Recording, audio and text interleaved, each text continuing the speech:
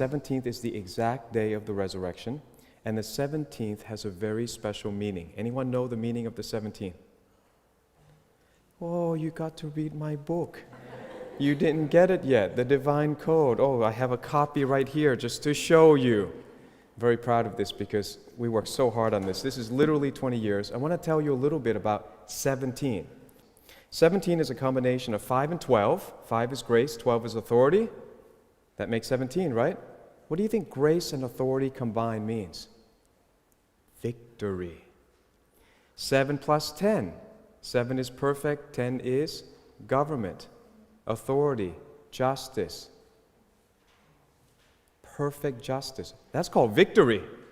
17 is victory. You should be laughing and rejoicing because your victory is nigh. Listen to all these things, these patterns of 17 that I put in the divine code. God began to flood the earth on the 17th day of the second month. Noah's ark rested on Mount Ararat on the 17th day of the 7th month. Jesus resurrected on the 17th day of the 7th month in the Genesis calendar. Joseph was sold into slavery at 17. It seemed like a loss, but actually God was preparing him for victory. He was going to be very powerful in the biggest empire on earth at that time. Jacob, the father of Joseph, my goodness, this man had trouble after trouble. They even named the tribulation after him. It's called the time of Jacob's trouble. What a troublesome life he had. And the worst thing was he thought he lost his favorite child. What a horrible thing to live for many years. But get this, Jacob lived in Egypt for 17 years. And I wrote, they must have been the 17 happiest years of his life as he was finally reunited with the son he thought he had lost. Peace was restored for 17 beautiful years.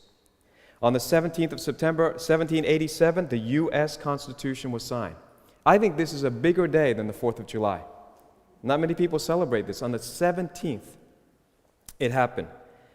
Besides the Bible, it's the most successful legal document ever crafted to limit government power and secure people's freedom. Every 17 years, now this is brand new revelation. I can't go through it right now, but this is awesome and worth studying. Every 17 years, with few exceptions, the United States is involved in war. So you can go all the way back to the 1700s till now and project what's coming next. That's pretty amazing, I think. And there's such patterns in the Bible and in history. Donald Trump is going to be reelected. I'm going to say it. He's going to be reelected. You know why? The date, not only, this is not the only reason. You understand?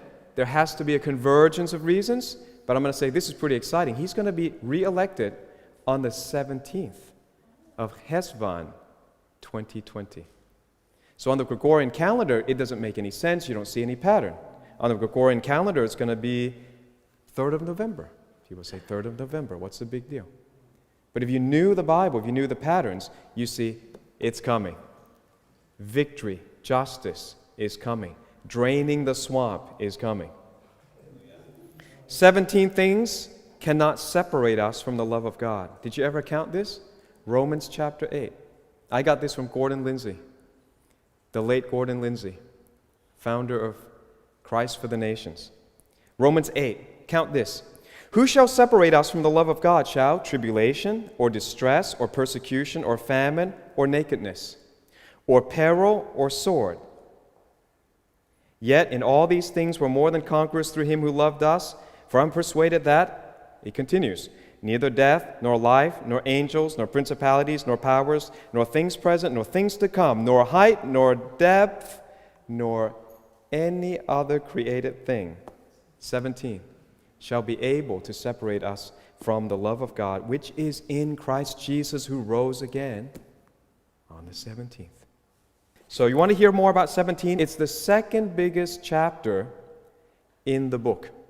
We're going to split the ebook into two because it's so big. It's over 135,000 words. In any other, author's collection, it would probably be 3 to 5 books. So we're going to split the ebook into two parts. So the 17 is the biggest part of volume 1, and 666 is the biggest part of volume 2. So we split it, we call it a prophetic encyclopedia of numbers. It really is an encyclopedia, something you can use again and again. So excited. Our team is working so hard to make that happen, and it's done. It's actually done.